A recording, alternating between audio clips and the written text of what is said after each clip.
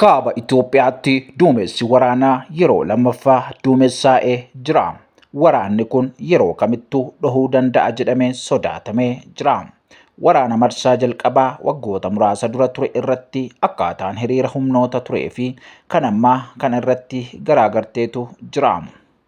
Waraana marsaa darbee irratti mootummaan federaalaa Itoophiyaa, mootummaan Eertiraa fi faannoo dabalatee gartuuleen siyaasaa Amaaraa gam tokko turani.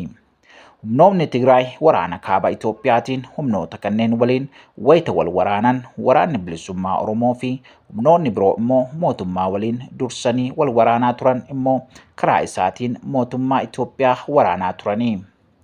Waraana marsaa jalqabaa kanaan mootummaan federaalaa Itoophiyaa, mootummaan Eertiraa fi faannoon gamtaa tolfatanii jalqaba irratti Tigraay qabatanii TPLF'n aangoo irraa ari'atanii humnoonni Tigraayis gammoojjii keessa bittinnaa'anii turanii. Boodarraa humnoonni Tigraay bittinnaa'an deebisanii gurmaa'anii Tigraay to'achuu bira darbanii hanga Dabra Birhaan dhaqqabuus gahanii. Yeroo sana mootummaa federaalaatiif dhumatte jedhanii yeroo dubbatamu mootummaan federaalaa dirooniiwwan ammayyaa'oo fayyadamee humna makanaayizidii humnoota Tigraay laanshessee humna hanga Dabra Birhaan ga'e of duubas deebise. Mootummaan federaalaa sanaan osoo hin dhaabbanne magaalaa Maqalee deebisee hanga to'achuuttis dhihaate. Kana gidduutti dhiibbaa hawaasa addunyaatiin waliigalteen Pirooteriyaa mootummaa federaalaa Itoophiyaa fi TPLF gidduuttis mallattaa'e. Waliigalteen kun waraana waggoota lamaaf kaaba biyyattii hunkuree dhaabsisuus danda'e. Waliigalteen kun humnoota mootummaa federaalaa Itoophiyaa cina hiriiranii lolan lama garmalee akka mufachiisas xiinxaltoonni garaagaraas ni dubbatu. Mootummaan Eertiraa fi faannoo dabalatee humnoonni siyaasaa finxaaleeyyiin Amaaraa waliigaltee kanatti mufachuus dubbatama. Warri kun TPLF hundeen balleessuuf fedhu. Waliigalteen Pirooteriyaa TPLF baraares jedhu. Kana irratti mootummaan federaalaa of cina nu hiriirsee humnoota Tigraay waraanee gaafa waliigaltee qofaa isaa murteesse jedhanis mufatanii. Mufiin kun akka jirutti ta'ee humnoonni finxaaleeyyii Amaaraa mufii dabalatan qabu. Humnoota Tigraay erga jilgeenfachiisaniin booda mootummaa Abiy Ahmad akka ofii fedhanitti ajajachuu yookiin immoo buusuuf kaayyeffatanii turan jedhus xiinxaltoonni. Kun akka isaan fedhan ta'uu dhabuunis mufii dabalataa itti uumes jedhu. Kun osoo kanaan jiru waliigalteen Pirooteriyaa mootummaa federaalaa fi TPLF gidduutti mallattaa'ee ture hojii irra oolmaa irratti rakkoonis mudate. Rakkoon kun furmaata dhabee osoo hammataa deemee waraana marsaa biraa dhoosuuf jira.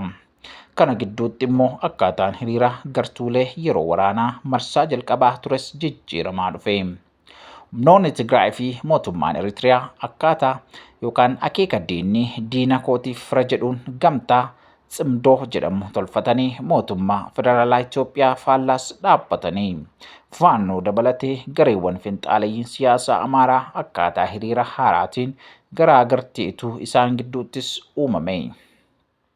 Humni faannoo kan zamana kaasee fa'aatiin hoogganamuu fi gartuuleen finxaaleeyyii Amaaraa biroon bulchiinsi Abiy Ahmad dirqama bu'uu qaba.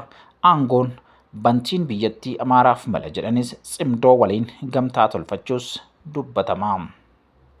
Humnoonni Amaaraa biroon immoo humnoonni Tigraay uummata Amaaraaf diina kana irratti laafoota waraanaa kaabaa marsaa jalqabaa dura Tigraay ala turan waraanicha hordofee naannoon Amaaraa qabatee nurraa fudhachuuf deemu jira.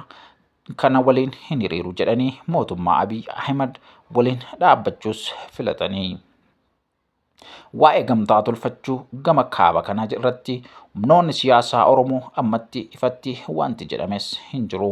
Humnoonni kaabaa seenaa keessatti ejjennoo isaan uummata Oromoo irratti tarkaanfachiisan yeroo aangoon harka isaanii turettis wanti isaan raawwatan uummata Oromoo biratti maqaa gaarii hin qabu. Inumaa gochaan isaanii kun akka diinaatti ilaalama taasise. Kanaaf jecha gartuuleen siyaasaa Oromoo dhimma kana of eeggannoon ilaaluu maaliif jennaan immoo dhimmi humnoota kaabaa waliin hiriiru akka boombii ofirratti dhoosutti jedhu xiinxaltoonni siyaasa Oromoo itti dhiyeenyaan hordofanii. Humnoonni kaabaa uummata Oromoo bal'aa biratti seenaa gaarii isaan leellisuu hin qabanis jedhu. Egaa kun gonfoo miidiyaadha. Oduulee amma qabannee waan isiniif dhiyaannuuf waan irra geenye hundumaa waan isiniif dhiyeessinuuf isin immoo subscribe gochuudhaan maatii akka taatan gamanumaan isiniif dhaamna. Waaqayyo baraaf jireenya keessan haa eebbisu. Yeroo gaarii qabaadhaa.